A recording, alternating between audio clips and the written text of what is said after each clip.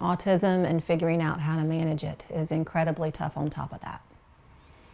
We, of course, want to do everything we can for our children, but at this point, I know we risk wearing ourselves and everyone else out completely if we don't have some sort of balance between our fight to bring the most regulation and independence to our children and the rest of life.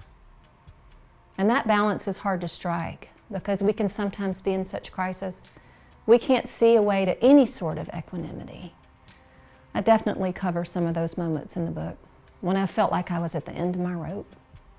It's hard to fight every day, especially if you feel like you're fighting your child.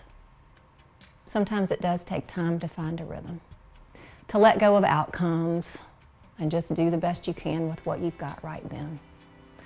To not be so focused on fixing it and figuring out how to live life just as it is right now. To not sweat the small stuff that doesn't work and remember to celebrate any of the small stuff that does. Your family's version of normal is the only one you should be concerned with. And where is the line between enough and too much? Between what he needs and what we want? Between helping and hurting? Between just enough and diminishing returns? Between pushing for the realization of potential and trying to change who someone is because his edges don't fit into the world's man-made round hole? Autism is a disorder, not a disease. It wrote itself into my son. Who am I? Who are we to try to change that for him?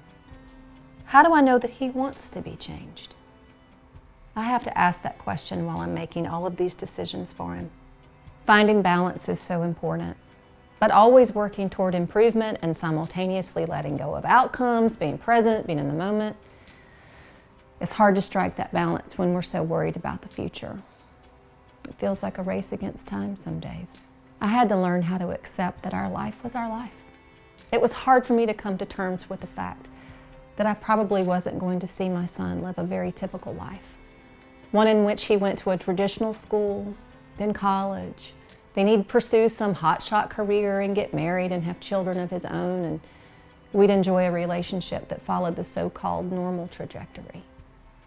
But what I do have is a child with an incredible soul, a generous heart, a fantastic work ethic, and I believe spiritual gifts that would be harder to see were he neurotypical.